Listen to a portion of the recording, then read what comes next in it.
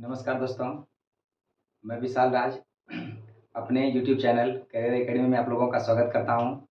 मैं आप लोगों के लिए लेकर के आया हूं एक खास टॉपिक जो कि संविधान से जुड़ी हुई है और वो भी संविधान में कहाँ से है, ये हमारे लोकसभा से संबंधित है। तो लोकसभा से संबंधित जितने भी महत्वपूर्ण प्रश्न बनते हैं, इस टॉपिक में हम लोग उसको कवर करने वाले हैं। और इससे पहले हमने लोकसभा का एक और वीडियो यानी एक और क्लास हमने लिया है और उसका वीडियो हमारे इस चैनल पे अपलोड किया जा चुका है। तो जिन्होंने अभी तक हमारा इसके लोकसभा का पिछला वीडियो नहीं देखा है, तो इस वीडियो के डिस्क्रिप्शन में उसका लिंक दिया गया है। आप वहाँ से जाकर के डायरेक्टली लोकसभा का संबंधित जो भी प्रश्न है, अनुच्छेद जो भी हैं, उसको आप जाकर के देख सकते हैं। तो आइए हम लोग इस क्लास को स्टार्ट करते हैं। और आज हम लोग जो पढ़ने वाले हैं ये लोकसभा से संबंधित हैं और लोकसभा के से संबंधित ये महत्वपूर्ण प्रश्न है। जो लोकसभा संबंधित जो अन्य बातें हैं, लोकसभा के सदस्य जो अध्यक्ष होते हैं उनका क्या कार्य है, इन सब के बारे में हम लोग आज जानने वाले हैं इस क्लास में। तो आइए हम लोग आज की क्लास स्टार्ट करते हैं। देखिए, सबसे पहले नंबर हम लोग जानेंगे, हम लोग ने पिछले वीडियो में देखा लोकसभा का अध्यक्ष के बारे में। लोकसभा का अध्यक्ष होता है, उपाध्यक्ष होता है, उन सब के बारे में हमने पिछले क्लास में इसके बारे में पढ़ा। तो आज हम लोग उसके कार्य के बारे में पढ़ने वाले हैं कि लोकसभा का अध्यक्ष का कार्य क्या होता है और ये किन किन कार्यों को निपटाते हैं, इनका क्या क्या योगदान होता है अपने सदन में, तो उसको हम लोग आज यहाँ इसमें जानने वाले हैं। तो देखिए, सबसे पहला नंबर में लोकसभा का जो अध्यक्ष होता है उसका कार्य जो है क्या कहता है। पहला नंबर में हम लोग लिखे हैं यहाँ पे, देखिए यहाँ पे अपना निर्णायक मत देना। देखिए, निर्णायक मत का मतलब होता है कि लोकसभा में अगर सदन में कोई विधेयक आता है, क्या होता है, कोई अगर विधेयक आया हो तो विधेयक की स्थिति में क्या होता है कि पहले विधेयक जब पारित किया जाता है तो वैसे विधेयक लोकसभा में जब कोई विधेयक आता है तो विधेयक को पारित करने के लिए सबसे पहले उसमें लोकसभा के जो अध्यक्ष होते हैं वो भाग नहीं लेते हैं। विधेयक में पहली बार प्रथम बार में प्रथम मतदान में लोकसभा का जो अध्यक्ष होते हैं वो भाग नहीं लेते हैं। तो ये भाग कब लेते हैं, जब ऐसा स्थिति आ जाता है कि किसी विधेयक पर दोनों मतों की संख्या बराबर हो जाए, मतलब कि विधेयक पारित करने वालों की और विधेयक को लेकर के ऑब्जेक्शन लगाने वालों की, अगर दोनों की मतों की संख्या अगर बराबर हो जाती है तो ऐसी स्थिति में लोकसभा का जो अध्यक्ष होते हैं उस विधेयक पर अपना निर्णायक मत देते हैं। यानी वो जिस पर अपना सहमति दे देंगे तो वो मत मतलब विधायक बन करके तैयार हो जाता है। अगर विधायक के सपोर्ट में दे देंगे तो कानून बन जाएगा, विधेयक बन जाएगा, वो क्या बन जाएगा, विधेयक बन जाएगा। और अगर वो विधेयक के अगेंस्ट में देते हैं मत तो समझिए वो विधेयक पारित नहीं होगा। यानी कहने का मतलब हो गया कि लोकसभा के जो अध्यक्ष होते हैं वो किसी विधेयक पर जब वो विधेयकों की मतलब कि मतों की संख्या बराबर हो जाती है तो वैसे स्थिति में जो है ये अपना निर्णायक मत देते हैं। तो ये हमारा हो गया इसका निर्णायक मत। निर्णायक मत आप लोग को समझ आ गया कि निर्णायक मत किसको लेकर के होता है कि लोकसभा में जब कोई विधेयक पारित किया जाता है और विधेयक की मतों की संख्या दोनों की तरफ से क्या होती है, बराबर हो जाती है, तो वैसी स्थिति में क्या होता है, ये अपना निर्णायक मत देते हैं। अब देखिए, दूसरा इसका है संयुक्त अधिवेशन की अध्यक्षता। आप लोगों को पता है कि संविधान के अनुच्छेद 108, संविधान के अनुच्छेद 108 आप लोग इसको लिख लीजिएगा कि संविधान का जो अनुच्छेद 108 है उसी के तहत में संयुक्त अधिवेशन बुलाया जाता है। संयुक्त अधिवेशन किसमें, अनुच्छेद 108 के तहत, अनुच्छेद 108 के तहत में संयुक्त अधिवेशन को बुलाया जाता है। अब देखिए, सबसे पहले संयुक्त अधिवेशन को बुलाते कौन है, तो संयुक्त अधिवेशन को राष्ट्रपति बुलाते हैं। कौन बुलाते हैं, भारत के राष्ट्रपति। भारत का राष्ट्रपति जो है संयुक्त अधिवेशन को बुलाते हैं। और किस स्थिति में बुलाते हैं, जब साधारण बहुमत को पेश किया जाता है, सब साधारण बहुमत से किसी विधेयक को पारित करना होता है तो वैसे स्थिति में क्या होता है, विवाद होता है। और विवाद को निपटाने के लिए जो है संयुक्त अधिवेशन को बुलाया जाता है। और संयुक्त अधिवेशन बुलाते कौन है, राष्ट्रपति बुलाते हैं। तो देखिए, यहाँ पे कहते हैं कि संयुक्त अधिवेशन की अध्यक्षता, संयुक्त अधिवेशन बुलाते हैं राष्ट्रपति। जब साधारण बहुमत से कोई चीज पारित करना होता है तो वैसी स्थिति में संयुक्त अधिवेशन बुलाया जाता है। और संयुक्त अधिवेशन की अध्यक्षता कौन करते हैं, हमारे लोकसभा के अध्यक्ष। लोकसभा के अध्यक्ष जो उनकी अध्यक्षता करते हैं। अब देखिए, अगर लोकसभा का अध्यक्ष उस स्थिति में अगर मौजूद नहीं हो, लोकसभा का अध्यक्ष अपने पद पर नहीं हो, तो वैसी स्थिति में अगर संयुक्त अधिवेशन बुलाया गया है तो बुलाते तो हैं राष्ट्रपति, लेकिन अध्यक्षता कौन करते हैं, लोकसभा के अध्यक्ष करते हैं। अगर लोकसभा के अध्यक्ष उस वक्त मौजूद नहीं हो तो फिर कौन अध्यक्षता करेंगे, तो लोकसभा के जो उपाध्यक्ष होते हैं, अगर अध्यक्ष नहीं हो तो कौन करेंगे, उसकी जगह पर अध्यक्षता उपाध्यक्ष करेंगे। लोकसभा के जो उपाध्यक्ष होते हैं वो उसकी अध्यक्षता करेंगे। अब ऐसी स्थिति में क्या होता है कि अगर लोकसभा का अध्यक्ष और लोकसभा का उपाध्यक्ष दोनों अपने पद पर नहीं हो, दोनों अपने पद पर नहीं हो और संयुक्त अधिवेशन बुलाया गया हो, तो वैसी स्थिति में जो है राज्यसभा के जो उपसभापति होते हैं, राज्यसभा के उपसभापति वही क्या करेंगे, इसके संयुक्त अधिवेशन की अध्यक्षता करेंगे। अब देखिए, यहाँ पे कंडीशन आता है कि अगर लोकसभा के उपसभापति भी अगर नहीं हो, राज्यसभा के उपसभापति जो होते हैं वो भी अगर नहीं हो, तो वैसी स्थिति में उनकी अध्यक्षता कौन करेगा, तो वैसी स्थिति में जो है लोकसभा का जो 6 सदस्यों का एक पैनल होता है, उसी पैनल में से किसी एक व्यक्ति को इसकी अध्यक्षता करना होता है। तो इस प्रकार से हम क्या देख लिए, जान लिए कि लोकसभा का जब संयुक्त अधिवेशन बुलाया जाता है तो उसकी अध्यक्षता कौन करते हैं? लोकसभा के अध्यक्ष करते हैं। अगर अध्यक्ष नहीं हो तो उपाध्यक्ष करते हैं। अगर उपाध्यक्ष भी नहीं हो तो राज्यसभा के उपसभापति करेंगे। अगर राज्यसभा के उपसभापति भी नहीं हो तो वैसी स्थिति में लोकसभा के 6 सदस्यों वाली एक पैनल होती है, उस पैनल में से कोई एक सदस्य जो उसकी अध्यक्षता करेंगे। और अध्यक्षता बुलाते कौन है? ये तो राष्ट्रपति बुलाते हैं। तो संयुक्त अधिवेशन कौन करते हैं? लोकसभा के अध्यक्ष। और देखिए अभी तक हमारे भारतीय संविधान में, हमारे देश में, इतिहास में अभी तक मात्र 3 बार, यानी कि 3 बार जो है संयुक्त अधिवेशन को बुलाया जा चुका है। तो 3 बार अधिवेशन कब से बुलाया जा चुका है? देखिए पहला नंबर में बुलाया गया है 1962 ईस्वी में। कब बुलाया गया? 1962 में। तो किस लिए बुलाया गया? प्रथम बार जो संयुक्त अधिवेशन बुलाया गया 1962 ईस्वी में बुलाया गया। किस लिए बुलाया गया? तो दहेज प्रथा अधिनियम को लेकर के। दहेज प्रथा अधिनियम 1961, अधिनियम का नाम है 1961। दहेज प्रथा अधिनियम 1961 है। दहेज प्रथा अधिनियम 1961 है, लेकिन इसको बुलाया कब गया है इस अधिवेशन की अध्यक्षता के लिए? 1962 ईस्वी में। दहेज प्रथा अधिनियम 1961 है और यह जो अधिवेशन संयुक्त अधिवेशन बुलाया गया कब बुलाया गया? 1962 ईस्वी में। तो पहली बार जो है संयुक्त अधिवेशन कब बुलाया गया? 1962 ईस्वी में। किसके लिए बुलाया गया है? तो दहेज प्रथा अधिनियम 1961 के लिए। अब दूसरी बात देखिए कि दूसरी बार जो यह संयुक्त अधिवेशन बुलाया गया है किस चीज के लिए बुलाया गया है? ये बुलाया गया बैंकिंग सेवा अधिनियम के लिए। बैंकिंग सेवा अधिनियम 1977, बैंकिंग सेवा अधिनियम 1977 को निपटाने के लिए, उससे संबंधित जो विवाद हो रहा था उसको निपटाने के लिए, उसको खारिज करने के लिए, यानी उसको जो भी दिक्कत हो रहा था उसको दूर करने के लिए 1978 में बुलाया गया। कब बुलाया गया? 1978 में। यानी दूसरी बार जो संयुक्त अधिवेशन बुलाया गया 1978 में। कब बुलाया गया? 1978 में। तो किस चीज के लिए बुलाया गया? बैंकिंग सेवा सुधार 1977 अधिनियम। बैंकिंग सेवा अधिनियम, बैंकिंग सेवा अधिनियम 1977 के तहत उसी के लिए जो है 1978 ईस्वी में 1977 अधिनियम था, 1978 में उसको बुलाया गया, यानी कि संयुक्त अधिवेशन जो बुलाया गया 1978 में दूसरी बार। अब तीसरी बार जब बुलाया गया किस लिए? तो ये बुलाया गया निवारक निरोधक कानून, जिसको हम लोग पोटा बोलते हैं। क्या बोलते हैं? निवारक निरोधक कानून, यानी कि पोटा। इसके तहत जो है इसी को लेकर के 2002 ईस्वी में, इसको लेकर के 2002 ईस्वी में तीसरी बार जो है संयुक्त अधिवेशन को बुलाया गया है। यानी हमारे भारतीय संविधान में अभी तक देखा गया कि संयुक्त अधिवेशन कितनी बार बुलाया जा चुका है? 3 बार। पहली बार कब बुलाया गया? 1962 ईस्वी में। दूसरी बार कब बुलाया गया? 1978 ईस्वी में। तीसरी बार 2002 ईस्वी में। तो पहली बार किस चीज के लिए बुलाया गया? तो पहली बार बुलाया गया दहेज प्रथा अधिनियम के लिए, दहेज प्रथा अधिनियम 1961 के लेकर के। दूसरी बार कब बुलाया गया? तो बैंकिंग सेवा अधिनियम 1977 को लेकर के, बैंकिंग सेवा अधिनियम 1977 का। तीसरी बार के लिए कोटा के लिए, यानी निवारक निरोधक कानून, जिसको हम लोग कोटा बोलते हैं, उसके लिए 2002 ईस्वी में संयुक्त अधिवेशन बुलाया गया। यानी संयुक्त अधिवेशन अभी तक 3 बार बुलाया गया जो चुका है। और बुलाते कौन है? इसको राष्ट्रपति बुलाते हैं। अध्यक्षता कौन करते हैं? अध्यक्ष करते हैं। और कब यह संयुक्त अधिवेशन किस अनुच्छेद में? अनुच्छेद 108 में। तो कोई भी अगर संयुक्त अधिवेशन अगर बुलाया जा रहा है तो अनुच्छेद 108 के तहत बुलाया जाता है। तो आप लोगों को ये दूसरा कार्य इनको समझ में आ गया सबको। तीसरा है धन विधेयक को परिभाषित करना। देखिए धन विधेयक को परिभाषित कौन करते हैं? तो अध्यक्ष करते हैं। कौन करते हैं? लोकसभा के जो अध्यक्ष होते हैं वही धन विधेयक को परिभाषित करते हैं। अब देखिए धन विधेयक अनुच्छेद 110 में, किसमें? अनुच्छेद 110। अनुच्छेद 110 कहता है कि धन विधेयक को लोकसभा के अध्यक्ष जो है परिभाषित करेंगे। क्या कहते हैं? धन विधेयक को अनुच्छेद 110 कहता है कि धन विधेयक को लोकसभा के अध्यक्ष ही परिभाषित करेंगे। और धन विधेयक जो हमेशा कभी जब भी पास होगा, मतलब पारित किया जाता है, तो लोकसभा में। धन विधेयक को पहली बार कहाँ पेश किया जाता है? तो लोकसभा में। पहली बार क्या? लोकसभा में ही पेश किया जाता है इसको।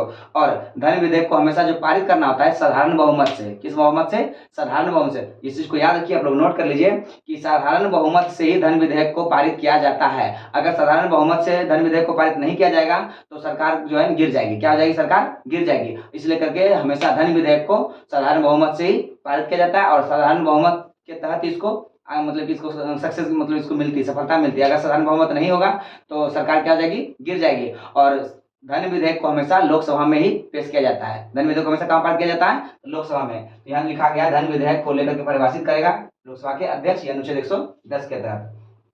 इसके बाद है अध्यक्ष बनने के बाद अपनी पार्टी की सदस्यता त्याग सकता है। देखिए इसका कहने का मतलब क्या हो गया?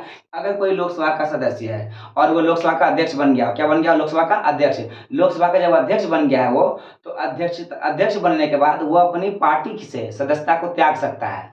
उसको ये अधिकार दिया गया है कि लोकसभा का अध्यक्ष जो है, अगर वो लोकसभा का जिस पार्टी का भी सदस्य हो, लोकसभा में आखिर गया वो किसी न किसी पार्टी का होगा वो, तो कहता है कि अगर लोकसभा का सदस्य जो है, अध्यक्ष जो है, अगर वो लोकसभा का कोई सदस्य अगर अध्यक्ष बन गया हो, लोकसभा का अध्यक्ष बन गया हो, तो वह जो है अपनी पार्टी की सदस्यता त्याग करके किसी दूसरी पार्टी में जाके रह सकता है। तो इस अगर ऐसा वो करता है तो उसके ऊपर जो है दल बदल अधिनियम जो कानून है उसके ऊपर लागू नहीं होता है, क्योंकि ये उनका अधिकार है। ये उसको उनके कार्यों में इसको शामिल किया गया कि अध्यक्ष बनने के बाद अपनी पार्टी की सदस्यता को त्याग सकता है और इसके ऊपर में दल बदल अधिनियम लागू नहीं होता है। इसके बाद है कि अध्यक्ष और उपाध्यक्ष, का शपथ ग्रहण नहीं होता है। देखिए, लोकसभा के जो अध्यक्ष होते हैं और लोकसभा के जो उपाध्यक्ष होते हैं, इनको शपथ ग्रहण नहीं दिलाया जाता है। क्यों? क्योंकि इनको जो है लोकसभा के ही में से चुना जाता है, इसलिए करके इनका कहीं इसके शपथ ग्रहण की बात नहीं की गई है। इसलिए करके याद रखिएगा, यही एक संविधान में शपथ है, लोकसभा के अध्यक्ष और उपाध्यक्ष जिनको शपथ ग्रहण नहीं दिलाया जाता है। अब देखिए, यहाँ पे हम लोग कुछ लिखे नोट में कि धन विधेयक और संविधान संशोधन विधेयक को लेकर के संयुक्त अधिवेशन नहीं बुलाया जाता है। देखिए, अभी हम लोग जो विधेयक के बारे में जान रहे थे, संयुक्त अधिवेशन 1908 के तहत वाला, तो इसको लेकर के बात है यहाँ पे कि धन विधेयक और संविधान संशोधन विधेयक। कोई अगर धन विधेयक हो, धन विधेयक किसमें? अनुच्छेद 110 में है, जो कि कहाँ पारित किया जाता है? लोकसभा में। किस बहुमत के द्वारा? साधारण बहुमत के द्वारा। कहता है कि धन विधेयक और संविधान संशोधन विधेयक को लेकर के संयुक्त अधिवेशन अभी तक ये संविधान में संयुक्त धन विधेयक और संविधान संशोधन, धन विधेयक और संविधान संशोधन विधेयक को लेकर के संयुक्त अधिवेशन नहीं बुलाया जाता है। प्रश्न पूछा जाता है कि संयुक्त अधिवेशन जो है निम्नलिखित में से किसको लेकर के नहीं बुलाया जाता है? याद रखिएगा आप लोग कि धन विधेयक को लेकर के और संयुक्त संविधान संशोधन को लेकर के, धन विधेयक और संविधान संशोधन, इन दोनों मामलों में संयुक्त अधिवेशन नहीं बुलाया जाता है। अब देखिए, संयुक्त अधिवेशन से संबंधित कुछ बातें हैं, वही बातें हैं जो हम लोग अभी तक डिस्कस इसके बारे में हम लोग जान लिए हैं कि संयुक्त अधिवेशन बुलाता कौन है? तो राष्ट्रपति बुलाता है, और इसकी अध्यक्षता कौन करता है? तो इसके अध्यक्ष करते हैं, लोकसभा के अध्यक्ष। तो वही लोकसभा के अध्यक्ष करेंगे, लोकसभा अध्यक्ष नहीं रहेगा तो उपाध्यक्ष करेंगे, उपाध्यक्ष नहीं रहेगा तो राज्यसभा के सभापति करेंगे। अगर वो भी नहीं रहेंगे तो लोकसभा के पैनल का जो 6 सदस्य का पैनल होता है, उसी में से कोई एक व्यक्ति करेंगे।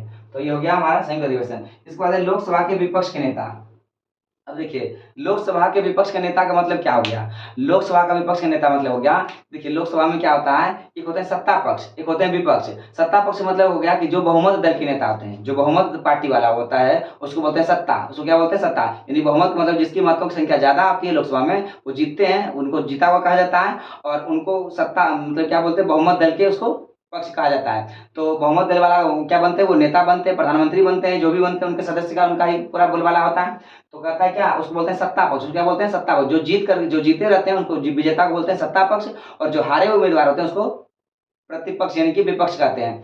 अब देखिए, विपक्ष बनने का भी क्राइटेरिया है, एक सीमा है, उसके लिए भी कुछ शर्तें हैं। विपक्ष मतलब कि हारने से सिर्फ हार गया विपक्ष बन जाएगा, ऐसा नहीं होता है। विपक्ष बनने के लिए संविधान के विपक्ष बनने के लिए कुल सीटों का यहाँ देखिए लिखे हैं, विपक्ष के नेता विपक्ष बनने के लिए उनको जो है कम से कम जो है 10% सीट यानी 1/10% सीट, 10% सीट का मतलब हो गया 1/10 कुल सीटों की संख्या का 1/10 भाग, यानी कि 10% अगर वो सीट ले आता है तो वह व्यक्ति जो है विपक्ष का नेता बनने के योग्य है। देखिए, कहने का मतलब अगर कोई पार्टी कुल मतों का जितना भी सीट है, यानी कुल सीटों का अगर 1/10 भाग अगर सीट वो ले आता है, यानी 10% सीट अपना अगर रिजर्व वो अपना जीत जाता है, ले आता है, तो वो विपक्ष के नेता बनेगा। और विपक्ष नेता को कैबिनेट मंत्री का दर्जा प्राप्त दिया गया है। विपक्ष नेता किसका दर्जा दिया गया है? कैबिनेट मंत्री। यहाँ लिखे भी हम देखिए, विपक्ष के नेता कैबिनेट मंत्री का दर्जा उसको दिया गया। और ये कब दिया गया? 1969 ईस्वी में।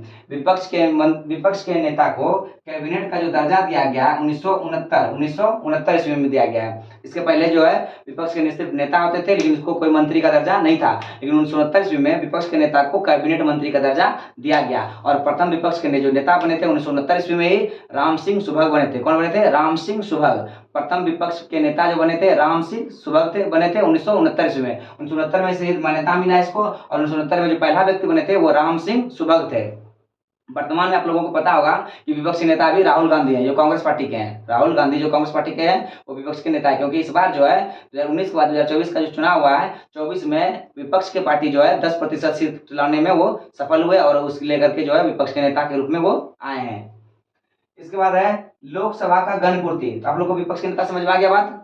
अब देखिए गणपूर्ति के बारे में, लोकसभा की गणपूर्ति जिसको लोग बोलते हैं कौरम। क्या बोलते हैं? कौरम। लोकसभा का गणपूर्ति को ही अंग्रेजी में कौरम कहते हैं। क्या बोलते हैं? कौरम। अब देखिए कौरम क्या चीज है, यानी कौरम बोलिए या गणपूर्ति बोलिए, ये क्या चीज होता है? देखिए, अगर लोकसभा का कोई भी कार्य करना हो, लोकसभा का अगर कार्य संचालन करना हो, तो कम से कम कुछ ऐसे सीट होते हैं रिजर्व, मतलब कि उतना होना अनिवार्य है, यानी सदस्यों की संख्या उतना अनिवार्य है। यानी कहने का मतलब है कुल सीटों का 10%, कुल सीटों का 10%, 10% कहिए या 1/10 कहिए, 10% या 1/10, यानी कि कोरम का मतलब हो गया कि लोकसभा का जितना सदस्य है उन सदस्यों में से कम 10% यानी कि 1/10 भाग जो है संसद मतलब लोकसभा में मौजूद होना अनिवार्य हो, ताकि कार्य संचालन हो सके। यानी लोकसभा के कार्यों का संचालन करने के लिए कुल सदस्यों का 1/10 भाग अगर मौजूद हो तो उससे क्या होगा, लोकसभा का कार्य संचालन होगा। और उसी को हम लोग बोलते हैं कोरम, यानी कि गणपूर्ति। क्या बोलते हैं? गणपूर्ति। गण का मतलब लोक, पूर्ति मतलब उसके लोगों की पूर्ति, यानी लोगों की पूर्ति कम से कम 1/10 होनी चाहिए। कुल सदस्यों में से 1/10 सदस्य अगर मौजूद है लोकसभा में, तब लोकसभा का कार्य संचालित किया जाएगा। अगर नहीं होता है, समझ लीजिए गणपूर्ति अभी नहीं हुआ है, यानी कॉलम अभी उसका खाली है, कॉलम जब तक पूरा नहीं होगा, यानी 1/10 सदस्य पूरा नहीं हो जाएगा, तब तक कोई भी कार्य संचालन नहीं किया जाएगा लोकसभा में। तो आप लोग को समझ में आएगा कि गणपूर्ति क्या हो गया। अब देखिए इसके बाद है विधि निर्माण की प्रक्रिया। क्या है? विधि निर्माण की प्रक्रिया। देखिए सबसे पहले विधि निर्माण, विधि का मतलब होता है कानून। विधि का मतलब क्या हो गया? कानून। और आप लोगों को पता है कि भारत का सर्वोच्च कानून निर्माता संस्थान कौन सा है? तो संसद है। और संसद में क्या कहते हैं? राज्यसभा एवं लोकसभा। हम लोग यहाँ लोकसभा के बारे में पढ़ रहे हैं, तो इसमें कहता है कि विधि निर्माण की प्रक्रिया। तो सबसे पहले विधि निर्माण यानी कानून बनाने की प्रक्रिया जो ये किस देश से लिया गया हमारे संविधान में? तो ब्रिटेन के संविधान से। ये हमारा जो विधि निर्माण की प्रक्रिया है, ये हमारे देश में ब्रिटेन के संविधान से लिया गया है। और देखिए विधि निर्माण की प्रक्रिया क्या है? कहता है क्या विधि निर्माण की प्रक्रिया जो है, इसके लिए विधि बनाने के लिए, कानून बनाने के लिए एक विधेयक तैयार करना होता है। क्या होता है? विधेयक तैयार। और वो कानून जिस क्षेत्र से बनाया जाता है, जिस क्षेत्र से संबंधित हो, उस संबंधित क्षेत्र से विधेयक तैयार किया जाता है। और विधेयक को तो सबसे पहले लोकसभा या राज्यसभा में अगर जिसमें पारित करना होता है, उसके अध्यक्ष को या सभापति को, लोकसभा के अध्यक्ष को या राज्यसभा के सभापति को कम से कम 1 माह पूर्व उनको सूचना देना होता है कि हम जो है इसके बारे में कोई विधेयक बना रहे हैं। और यानी कि ये विधेयक नहीं, हाँ विधेयक के बारे में बताएंगे वो कि किस चीज का, कि विधि संबंधित, कि कानून संबंधित कोई विधेयक को अगर लाना होगा, तो सबसे पहले उस विधेयक से संबंधित जो क्षेत्र होगा, उन क्षेत्रों से संबंधित विधेयक को सबसे पहले लोकसभा के अध्यक्ष को या राज्यसभा के सभापति को 1 माह के पूर्व जो उसको पहले सूचना देना होगा। और सूचना देने के बाद जो है निर्धारित तिथि को, जिस तिथि को निर्धारित किया जाता है, उस तिथि को उस विधेयक को सामने उस सदन में पेश किया जाता है। तो सबसे पहले में ये तो समझ गए आप लोग, विधेयक को पारित करने के लिए सबसे पहले सूचना देनी होती है 1 माह पहले। अब देखिए विधेयक पारित कैसे होता है, यानी कोई भी कानून बनती कैसे, विधि निर्माण विधि बनता कैसे है। तो विधि जो है 3 प्रक्रिया, विधि बनाने के लिए 3 वाचन होते हैं। कितने वाचन होते हैं? 3 वाचन। बोलते हैं प्रथम वाचन, दूसरा आता है द्वितीय वाचन, और तीसरा आता है तृतीय वाचन। प्रथम वाचन, द्वितीय वाचन और तृतीय वाचन। यानी कि कोई भी विधि, अगर कोई कानून बनाना हो किसी भी क्षेत्र से संबंधित, तो उसके लिए कम से कम 3 वाचन होना अनिवार्य है। 3 वाचन का मतलब है 3 अलग अलग तरह के वाचन होते हैं। अब देखिए तीनों वाचन का मतलब समझेंगे हम लोग। प्रथम वाचन है, प्रथम वाचन का मतलब होता है, प्रथम वाचन जब होती है, वाचन का मतलब होता है बातचीत, यानी बैठक, मीटिंग। यानी प्रथम वाचन जब होता है, उसमें जो है यह बात की जाती है कि वो जो विधेयक लाया जा रहा है, वो विधेयक का कारण बताएगा कि वो विधेयक क्यों लाया गया, विधेयक की क्यों को बनाया जा रहा है, किस चीज के लिए बनाया जा रहा है, आखिर क्यों। दूसरा नंबर बात उसी में कहा जाता है कि विधेयक बनाने में खर्च क्या है, आखिर खर्च को भी उसमें वर्णन करना होता है। और विधेयक के बारे में बताना, विधेयक क्यों लाया गया, उसके बाद उसके खर्चों का विवरण भी देना होता है प्रथम वाचन में ही। और अगर राजपत्र, भारत सरकार का जो राजपत्र है, अगर उसमें इस चीज को प्रकाशित कर दिया गया जाए, अगर वो प्रकाशन हो जाता है, तब समझिए कि विधेयक का प्रथम वाचन पूरा माना जाता है। यानी प्रथम वाचन का मतलब क्या हो गया कि प्रथम वाचन में ही किसी विधेयक को जब पेश किया जाता है, तो विधेयक संबंधित बातचीत की जाती है, विधेयक को क्यों लाया गया उसके कारण बताना होता है, उसको क्या जरूरी है, क्या आवश्यकता है, विधेयक जरूरी है या नहीं, उसके बारे में बताया जाता है। और साथ साथ में विधेयक बनाने में क्या खर्च आएगा, इसके बारे में भी बताना होता है। और इसके बारे में बताने के बाद जो है, अगर ये बातें सब जो है भारत सरकार का जो राजपत्र है उसमें अगर प्रकाशित किया जाता है, प्रकाशन के बाद जो है प्रथम वाचन को सफल माना जाता है। ये हो गया हमारा प्रथम वाचन।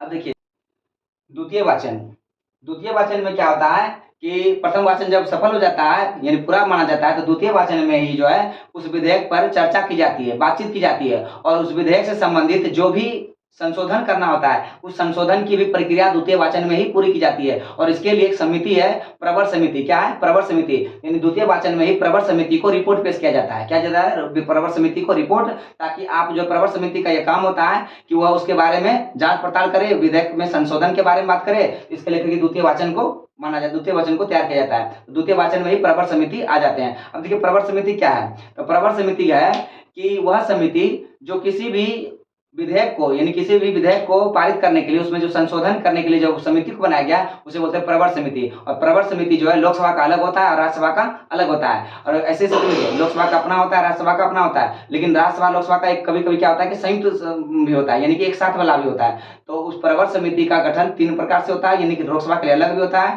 राज्यसभा के लिए अलग होता है, और लोकसभा और राज्यसभा दोनों का संयुक्त भी होता है। जब देखिए, जब प्रवर समिति में लोकसभा और राज्यसभा का अब ऐसी स्थिति में लोकसभा और राज्यसभा के जब दोनों का संयुक्त प्रवर समिति बनाया जाता है तो संयुक्त प्रवर समिति में उसमें सदस्यों की संख्या 45 होती है। कितनी होती है? 45, जिसमें से 30 होता है हमारा लोकसभा का और 15 होता है हमारा राज्यसभा का। ये हो गया लोकसभा, ये हो गया राज्यसभा, टोटल मिलाकर के 45 सदस्य ये प्रवर समिति में सदस्य होते हैं। प्रवर समिति में सदस्य होते हैं, ये संयुक्त वाला बात कर रहे हैं, लोकसभा और राज्यसभा का जब दोनों का संयुक्त प्रवर समिति बनाया जाता है तो उसमें 45 सदस्यों का निर्धारण किया जाता है, उसमें से 30 सदस्य लोकसभा के जाते हैं और 15 सदस्य राज्यसभा का लिए जाते हैं। तो ये हमारा प्रवर समिति हो गया। अब अगर जब अलग अलग होता है, जब अलग अलग होता है तो लोकसभा में प्रवर समिति का जो सदस्यों की संख्या होती है वो 30 रखी जाती है। कितनी रखी जाती है? 30। अगर अलग अलग रहेगा तो सदस्यों की संख्या 30 रहेगी, अगर संयुक्त रहेगा तो 45, जिसमें से 30 हमारा लोकसभा का और 15 राज्यसभा का। और देखिए प्रवर समिति को जो है ना अपना रिपोर्ट जो है 30 दिनों के अंदर, यानी कि 30 दिन 3 महीनों के अंदर, कितने महीनों के अंदर में? 3 महीनों के अंदर में प्रवर समिति जो अपना रिपोर्ट पेश करता है 30 दिन नहीं बल्कि 3 महीने के अंदर जो है उनको रिपोर्ट देना अनिवार्य होता है। ये हो गया हमारा प्रवर समिति। अब देखिए वहां हम समझेंगे तीसरा वाचन। किसका वाचन है? तीसरा वाचन। पहला वाचन दूसरा वाचन जब पूरा हो जाता है तो तीसरा वाचन में है। अब द्वितीय वाचन के बाद में तृतीय वाचन के बारे में जानते हैं। प्रवर समिति के बारे में हम लोग समझ गए। तृतीय वाचन में क्या होता है कि जब प्रथम वाचन पूरा हो जाता है, द्वितीय वाचन पूरा हो जाता है, तृतीय वाचन में जो है इसके बारे में, विधेयक के बारे में मत होता है। क्या होता है? मतदान होता है। और मतदान जब हो जाता है तब समझिए तृतीय वाचन को पूरा माना जाता है। और मतदान होने के बाद जो है उस विधेयक को एक सदन में, लोकसभा या राज्यसभा में, एक सदन से दूसरे सदन में पारित किया जाता है। उसके बाद उससे संबंधित निर्णय लिया जाता है। निर्णय का मतलब हो गया कि इस विधेयक को स्वीकार किया जाए या अस्वीकार किया जाए, उसके सहमति में मत दिया जाए या सहमति मत नहीं दिया जाए। इन संबंधित जो बातें जो है तृतीय वाचन में पूरा की जाती है। और अंत में जो है राष्ट्रपति इसके ऊपर जो विचार विमर्श करके अपना मुहर लगाती है। और जब राष्ट्रपति मुहर लगा देती है तब समझिए वो विधेयक पारित हो गया और उसको कह सकते हैं हम लोग कि विधि का निर्माण हो गया, यानी कानून बन करके तैयार हो गया। तो आप लोग इसका एक बार जो है क्या करें, एक बार स्क्रीनशॉट ले लें या उसके बाद इससे आगे हम लोग जानेंगे। अब इसके अलावा अध्यक्ष के कार्य के अलावा देखिए इससे जुड़ी कुछ बातें हैं जो कि जिसके बारे में हम लोग को जानना अनिवार्य है, क्योंकि इससे एग्जाम में प्रश्न देखने को मिलते हैं। तो देखिए यहाँ पे लिखे हैं, यहाँ है संसद के सत्र। क्या है? संसद के सत्र। संसद के सत्र जो है कहा जाता है कि संवैधानिक तौर पर संसद के 2 सत्र होते हैं। संवैधानिक तौर पर संसद के कितने सत्र होते हैं? 2। संविधान में लिखा गया है, भारतीय संविधान में, कि संसद के जो सत्र होते हैं, सत्र का मतलब होता है काल। सत्र का मतलब क्या होता है? काल, यानी समय जो चलता है, यानी जो कार्य 1 साल के बीच के दरमियान में जो 1 साल का जो 12 महीने का जो समय होता है उनमें जो है सत्र रखा जाता है, यानी बैठक की जाती है। सत्र का मतलब समझ लीजिए कि बैठक, यानी कि उतने समय में, कुछ निश्चित समय में संसद का बैठक होना अनिवार्य है, उसी को बोलते हैं सत्र। तो संसद के सत्र हैं, कहता है संवैधानिक तौर पर संविधान में लिखा गया कि संसद के 2 सत्र, यानी कम से कम 2 सत्र होना चाहिए। कितना होना चाहिए? 2 सत्र। कहता है संवैधानिक तौर पर संसद के 2 सत्र होना चाहिए। लेकिन होता है क्या, भारत में 1 वर्ष में संसद के 3 सत्र का आयोजन होता है। संवैधानिक तौर पर संसद के 2 सत्र होने चाहिए, लेकिन भारत में 1 वर्ष में संसद के 3 सत्र को बुलाए जाते हैं। कितने सत्र बुलाए जाते हैं? 3 सत्र बुलाए जाते हैं। और संविधान में लिखा भी गया है कि प्रावधान है, भारतीय संविधान में प्रावधान किया गया है कि 2 सत्रों के बीच में अधिकतम 6 माह से ज्यादा का अंतर नहीं होना चाहिए। देखिए इस तरह से प्रश्न भी पूछा जाता है कि संसद के 2 सत्रों के बीच जो है अधिकतम गैपिंग यानी अंतराल जो कितना दिन का होना चाहिए? तो 6 माह से ज्यादा नहीं होना चाहिए। 6 माह तक चलेगा लेकिन 6 माह से ज्यादा नहीं होना चाहिए। उसे कम जितना हो जाए लेकिन 6 माह से ज्यादा नहीं होना चाहिए। तो इन संसद में, संविधान में, भारतीय संविधान में प्रावधान किया गया है कि 2 सत्रों के बीच का जो मध्य का जो अंतराल होता है वो 6 माह से ज्यादा नहीं होना चाहिए। और इसी वजह से क्या होता है कि संसद हमारे भारतीय संविधान में जो है, यानी हमारे देश में संसद के 1 साल में 3 सत्र को बुलाया जाता है। और देखिए अब सत्र 3 कौन कौन सत्र हैं? पहला है बजट सत्र, दूसरा है मानसून सत्र, तीसरा है शीत सत्र। तो 3 सत्र हमारे भारतीय संविधान में देखने के लिए, भारत में 3 सत्र देखने के लिए मिलते हैं। पहला कौन सा है? बजट सत्र।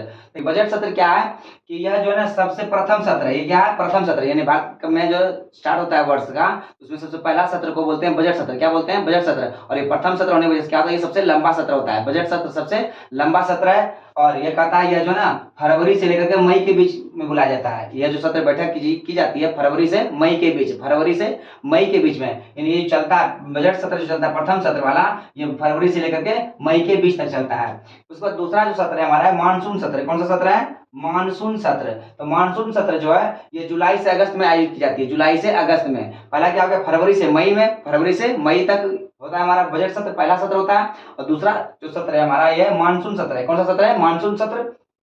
यह सत्र जो जुलाई से अगस्त में आयोजित की जाती है, जुलाई से लेकर के अगस्त में, यानी एक महीने का ये सत्र होता है, जुलाई से लेकर के अगस्त के बीच का। फिर तीसरा सत्र है हमारा शीत सत्र। कौन सा है सत्र? तीसरा सत्र शीत सत्र। और ये वर्ष का अंतिम सत्र माना जाता है। वर्ष का प्रथम सत्र कौन सा हो गया हमारा? बजट सत्र। वर्ष का अंतिम सत्र कौन सा हो गया हमारा? शीत सत्र। और ये वर्ष का अंतिम सत्र होता है, इसलिए करके इसको जो है नवंबर दिसंबर में बुलाया जाता है, यानी आयोजित किया जाता है। वर्ष का अंतिम सत्र कौन सा हो गया हमारा? शीत सत्र हो गया। और इस शीत सत्र का आयोजन कब होता है? नवंबर से दिसंबर में। तो नवंबर दिसंबर में हमारा तीसरा सत्र होता है। और इस प्रकार से हमारे भारतीय संविधान में संसद के बीच में 3 बैठक होती है, यानी कि 3 सत्र का आयोजन किया जाता है। अब देखिए संसद की कार्यविधि। संसद का कार्य विधि के बारे में, यानी कि विधि का मतलब है कि करने का तरीका क्या क्या है उसका।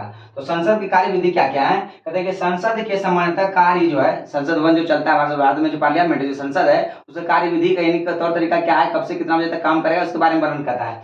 कहता है संसद में सामान्यतः कार्य करने का जो समय है निर्धारण किया गया 11 बजे से शाम के 6 बजे तक, सुबह के 11 बजे से शाम के 6 बजे तक, सुबह के 11 बजे से शाम के 6 बजे तक कार्य चलता है। जिसमें से दोपहर के 1 से 2, दोपहर का जो समय होता है 1 बजे से लेकर के 2 बजे का समय, ये विश्राम का समय होता है। क्या समय होता है? ये विश्राम का समय। संसद का सत्र जो चलाने, संसद का जो कार्यविधि का समय जो होता है, यानी काम करने का, जो कामकाज को करने का संसद का जो समय होता है, वो सुबह के 11 बजे से शाम के 6 बजे तक, जिसमें से दोपहर में 1 बजे से 2 बजे का समय को विश्राम का समय बनाया गया है। 1 से लेकर के 2 के बीच में जो समय होगा उसमें काम नहीं होगा, वो विश्राम का समय है। लेकिन समय कब तक चलेगा? शाम के 6 बजे तक।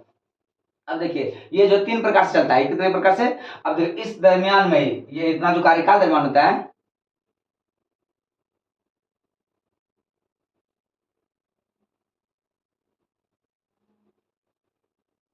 तो ये विश्राम का काल होता है। कहता है जिसमें से 1 से 2 के बीच में विश्राम का समय होता है। संसद का जो कार्य होता है, ये शुरुआत जो होती है हमारा जनगण मन से, संसद की जो कार्यवाही की जो शुरुआत होती है वो जनगण मन से, और संसद का जो समाप्ति होती है कार्यवाही का, जो स्थगन किया जाता है यानी खत्म किया जाता है, तो ये वंदे मातरम से। यानी कि प्रत्येक दिन का संसद का जो कार्य विधि शुरू होती है तो जनगण मन स्टार्टिंग से होती है, उससे शुरुआत की जाती है, और संसद का कार्यवाही समाप्त होती है शाम के 6 बजे, तो वो वंदे मातरम के बाद होती है, वंदे मातरम से होती है। इस प्रकार से याद रखिएगा, संसद की कार्यवाही जो जनगण मन से शुरू होती है और समाप्ति किससे होती है? वंदे मातरम से। अब देखिए, अब ये हमारा यहाँ पे पॉइंट है प्रश्नकाल। क्या है? प्रश्नकाल। अब देखिए संसद का कार्यवाही चल रहा होता है, जब वहाँ पे कामकाज के बारे में बातचीत हो जाती है, तो वहाँ पे का समय जो निर्धारण किया गया है प्रश्नकाल का, प्रश्नकाल का भी समय निर्धारण किया गया है। प्रश्नकाल क्या है? सुबह के 11 से लेकर के 12 के बीच, सुबह के 11 बजे से लेकर के 12 बजे बीच का समय जो है वो प्रश्नकाल का समय रखा गया है। कौन सा समय रखा गया है? प्रश्नकाल का समय। और इसमें जो है प्रश्न को पूछा जाता है। इसमें जो प्रश्न जो है, वहाँ के जो सांसद होते हैं वह मंत्री से, जितने भी मंत्री होते हैं, कैबिनेट मंत्री जो बनाए गए होते हैं, उनसे जो है सांसद लोग क्या करते हैं? प्रश्न पूछते हैं। और प्रश्न पूछने के वो 3 तरीका है। प्रश्न पूछने के कितने तरीके हैं? 3 तरीके हैं। पहला तरीका कौन सा हमारा हो गया? तारांकित प्रश्न। पहला क्या हुआ? तारांकित प्रश्न। दूसरा क्या? अतारांकित। पहला तारांकित प्रश्न, दूसरा क्या? अतारांकित प्रश्न, तीसरा हो गया अल्प सूचना पत्र, अल्प सूचना प्रश्न। पहला तारांकित प्रश्न, दूसरा अतारांकित प्रश्न, तीसरा है सूचना प्रश्न। और ये 3 प्रकार के प्रश्न कौन पूछते हैं? तो सांसद पूछते हैं। किससे पूछते हैं? कैबिनेट मंत्री से। कब पूछते हैं? तो 11 बजे से लेकर के 12 बजे के बीच का जो समय होता है वो प्रश्नकाल का समय होता है। उसी प्रश्नकाल के समय में ये 3 प्रकार के प्रश्न पूछे जाते हैं। अब देखिए पहला प्रश्न हमारा तारांकित प्रश्न। तारांकित प्रश्न क्या कहता है? वह प्रश्न जिसका जवाब जो है मौखिक रूप से दिया जाए। सांसद लोग प्रश्न पूछ रहे हैं कैबिनेट मंत्री से, जिस विभाग से संबंधित मंत्री होते हैं उससे प्रश्न पूछा जाता है कि आपने ये काम किया ऐसे ऐसे, उसके बारे में, तो वो जो जवाब देते हैं वो मौखिक तौर पे, जब किसी प्रश्न का जवाब मौखिक तौर पर दिया जाए तो उस प्रश्न को बोलते हैं तारांकित प्रश्न। क्या बोलते हैं उसको? तारांकित प्रश्न को बोलते हैं। और वो जो प्रश्न जो पूछा जाएगा वो प्रश्न पूछा जाता है, देखिए कौन सा रंग पे? हरे रंग के कागज पर लिख करके। यानी तारांकित प्रश्न जो है सांसद जो है हरे रंग के कागज पर लिखा हुआ रहता है, लिख करके उस मंत्री को देते हैं और उससे उस प्रश्न को पूछते हैं। तो मंत्री उस प्रश्न को देख करके उसके बाद उसका मौखिक रूप से जवाब देते हैं। जब मौखिक रूप से जवाब दिया जाता है तो वो कौन सा प्रश्न होता है? तारांकित प्रश्न। और तारांकित प्रश्न जो पूछा जाता है वो हरे कागज पर लिख करके पूछा जाता है। ये हो गया आपका पहला प्रश्न। दूसरा है अतारांकित प्रश्न। अब देखिए अतारांकित प्रश्न किसे कहेंगे? वैसा प्रश्न जिसका जवाब मंत्री जो, जिसका जवाब मंत्री जो है वो क्या करते हैं, लिखित तौर पर देते हैं। क्या देते हैं, लिखित तौर पर देते हैं, तो उसे बोलते हैं अतारांकित प्रश्न। क्या बोलते हैं उसको, अतारांकित प्रश्न। तारांकित में क्या था, मौखिक जवाब दे रहा था, अतारांकित में क्या, इसमें लिखित जवाब देगा। देखिए, और उसके बाद कहता है कि तारांकित प्रश्न कौन से कागज पर लिख के दे रहे थे, हरा कागज पर प्रश्न लिखा रहा था। और तारांकित प्रश्न जो है, अतारांकित प्रश्न ये सफेद कागज पर लिख करके प्रश्न जब पूछा जाता है, उसका जवाब उधर से लिखित तौर पर दिया जाता है, और उसको कहते हैं अतारांकित प्रश्न। तीसरा है अल्प सूचना पत्र, अल्प सूचना प्रश्न। देखिए, अल्प सूचना प्रश्न का मतलब क्या होता है कि इसमें समय का बात हो रहा है। अल्प मतलब कम, सूचना मतलब कम समय में सूचना देना। कहता है यहाँ कि 10 दिन से भी कम, 10 दिन से कम समय में सूचना देकर के, 10 दिन से कम समय में सूचना देकर के संसद में संबंधित मंत्री को उससे संबंधित सूचना देकर के उससे प्रश्न पूछा जाता है। और यह प्रश्न जो है, यह भी प्रश्न जो है मौखिक रूप से दिया जाता है। इसका जवाब जो मंत्री देते हैं वो मौखिक तौर पर। ये जो अल्प सूचना प्रश्न है, ये 10 दिन से भी कम समय के अंदर में किसी भी मुद्दे से संबंधित बात को उठा दिया जाता है संसद में, और उससे संबंधित मंत्री को पूछा जाता है। तो उसका जवाब जो मंत्री भी क्या आते हैं वो मौखिक रूप से देते हैं। और ये जो प्रश्न पूछा जाता है किस रंग के कागज पर, हल्के गुलाबी रंग के कागज पर लिख करके। तो ये 3 प्रकार का प्रश्न है जो कि हमारे प्रश्नकाल के समय में पूछा जाता है। प्रश्नकाल का समय कितना हो गया, 11 बजे से लेकर के 12 बजे के समय, ये हो गया हमारा प्रश्नकाल का समय। अब तीसरा देखिए, हमारे यहाँ पॉइंट लिखे हम लोग, शून्यकाल का समय। क्या है समय, शून्यकाल का समय। तो शून्यकाल का समय जो 12 बजे से लेकर के 1 बजे का बीच, 12 से लेकर के 1 बजे के बीच को हम लोग बोलते हैं शून्यकाल का समय। और यह समय जो प्रश्नकाल के ठीक बाद का समय होता है। शून्यकाल का समय जो है प्रश्नकाल के ठीक बाद के समय को शून्यकाल कहा जाता है। और इसमें कहा जाता है कि ये जो मीडिया शून्यकाल का जो समय बनाया गया, ये भारतीय मीडिया ने 1962 में इसका नामकरण दिया है। ये शून्यकाल का जो समय है 12 से 1 के बीच, इसका जो नामकरण दिया है किसने दिया, भारतीय मीडिया ने। कब दिया, 1962 में। 1962 ईस्वी से प्रश्नकाल के बाद के समय को शून्यकाल कहा, किसने कहा, भारतीय मीडिया ने कहा 1962 ईस्वी से। और ये भारतीय संविधान की ये देन माना जाता है। भारतीय संविधान किसको क्या माना जाता है, शून्यकाल को भारतीय संविधान की देन माना जाता है। तो आप लोगों को संसद के सत्र के बारे में, संसद की कार्यविधि के बारे में और इन सभी समय के बारे में, प्रश्नों के बारे में आप लोगों को जानकारी कैसा लगा, आप लोग अपने वीडियो में जरूर, मतलब इस वीडियो के कमेंट बॉक्स में अपना राय जरूर दें। आज का क्लास आपको कैसा लगा, इसमें अगर कहीं कोई मिस्टेक हो गया हो तो उसे आप लोग उसको इग्नोर करेंगे और कमेंट बॉक्स में अपना राय जरूर देंगे। आज का सेशन आपका, आज का क्लास आपको कैसा लगा, अपना कमेंट बॉक्स में अपना राय जरूर दें। मेरे इस वीडियो को लाइक करें, मेरे चैनल को सब्सक्राइब करें और अपने दोस्तों में ज़्यादा इसको शेयर करें। अब जितना इसको शेयर कीजिएगा, जितना इसको लाइक कीजिएगा, सब्सक्राइब कीजिएगा मेरे चैनल को, मुझे मोटिवेशन उतना ही ज़्यादा मिलेगा और मैं कुछ न कुछ नया आपके लिए बेहतर करने का प्रयास करूँगा। तो आज की क्लास में इतना ही। जय हिंद, जय भारत।